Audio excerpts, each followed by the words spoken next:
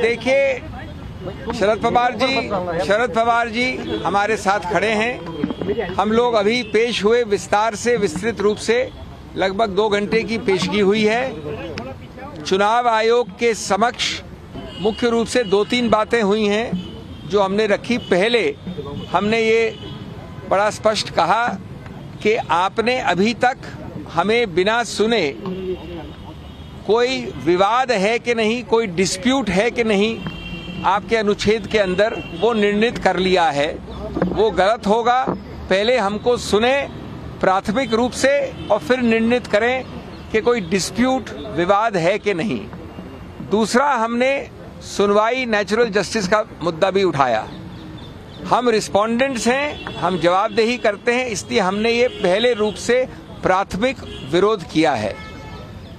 चुनाव आयोग ने कहा कि वो हमारा ये प्राथमिक विरोध इस वक्त प्राथमिक रूप से नहीं मान सकते, वो उन्होंने निरस्त किया है। लेकिन हमें आश्वस्त किया है कि जब याचक, जो कि दूसरी तरफ है, वो अपने सभी बहस दलील खत्म कर लेंगे तब हमको विस्तार से सुना जाएगा। हमारा पक्ष में रख दूं बहुत संक्षेप में, बाकी तो अंतिम निर्णय अंततोगत्वा चुनाव आयोग का होगा। हमारा पक्ष मुख्य रूप से इन बिंदुओं पे है कि कोई भी व्यक्ति गलत दस्तावेज, फोर्ज दस्तावेज, झूठे बेमानी दस्तावेज दायर करके ये नहीं कह सकता कि कोई विवाद है, डिस्प्यूट है। एक मानसिक उपज बना के, एक इमेजिनरी डिस्प्यूट बना के चुनाव आयोग में घुस जाए और 2-2 पार्टियां बताने लगे।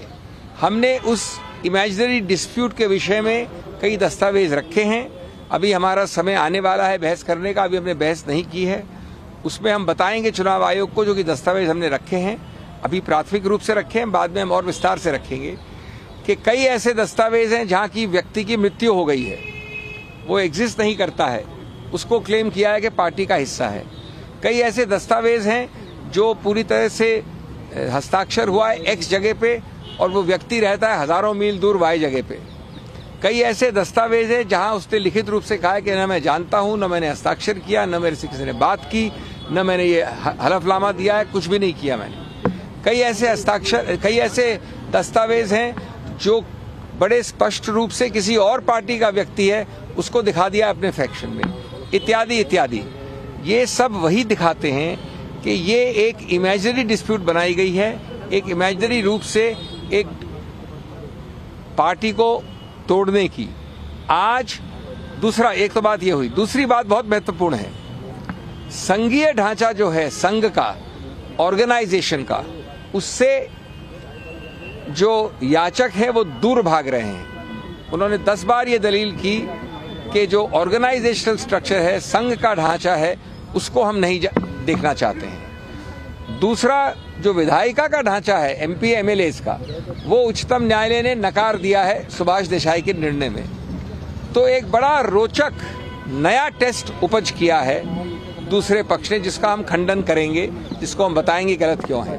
उन्होंने एक नॉन एग्जिस्टेंट टेस्ट, एक बिल्कुल गैर कानूनी टेस्ट बनाया है कि आप सिर्फ एमपी एमएलए को काउंट कर लीजिए। यद्यपि उच्चतम न्यायालय ने कहा है कि जहां डिस्क्वालिफिकेशन की याचिकाएं लंबित हैं वहां आप एमपी एमएलए काउंट नहीं कर सकते। उन्होंने कहा कि आप उनको काउंट करिए, और उससे भी ज्यादा एक अजीबोगरीब टेस्ट बताया है कि उन एमपी एमएलए को कितने वोट मिले उनको गिनिए। आज तक हमने कानून में ऐसे टेस्ट नहीं सुने हैं। मैं समझता हूं कि निराधार है। मैं समझता हूं कि ये याचिकों की बौखलाहट और घबराहट का द्योतक है।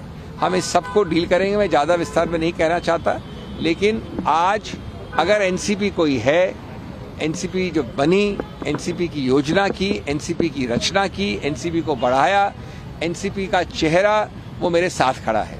ये अजीबोगरीब बात है कि दूसरे लोग इस प्रकार के अजीबोगरीब दलीलों पे कह रहे हैं कि न ऑर्गेनाइजेशनल टेस्ट कर सकते हैं, न विधायिका का टेस्ट कर सकते हैं, और जिस आदमी ने बनाया पूरा एनसीपी उसको इग्नोर करें।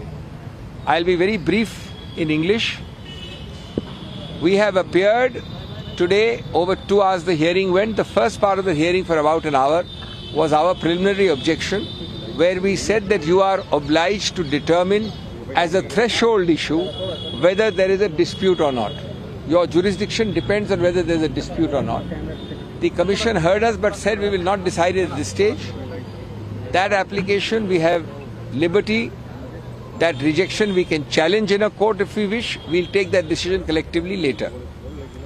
The main part of the argument of the other side, to which we have not yet replied, that argument of the other side will continue next week, but we will reply in the near future, is very interesting, quite amazing, and according to me non-existent in law. The first argument they are saying is that we don't want the organizational test. They know that 99% of the overwhelming majority of the NCP cadre is with the man standing next to me. The man who founded it, the man who created it, the man who dreamt it, the man who propounded it, the man who prospered it. They are saying ignore the organizational test. Second thing they are saying that although the Supreme Court has clearly said that where a disqualification is pending, you cannot apply the legislative majority test. But they say, no, we will distinguish the Supreme Court in this way and that way. So they are also running away from the organizational test. They are out of the legislative test because the Supreme Court says no. But they invent a test to suit themselves. The invented test is, contrary to the Supreme Court, count the MP, count the MLA, and then they add something I've never heard of, something non-existent in law, count the votes which that MP, MLA or MLC got. I have never heard of this test. From Sadiq Ali to Subhash Desai to Uddhav Thackeray's case, these are Supreme Court judgments. Never has this test been applied. Anyway, we reserve our rights to reply. The Commission has assured us that it will give us sufficient time to file a reply and to make our arguments. But today, this is the summary of what happened. Now, we are not answering anything more. Please allow us to release peace. Next date is for their arguments on Monday. Then there will be possibly further arguments on their side. Then we will be getting a date. We have not got our date yet. That we must. Thank you. Thank you so much. Thank you.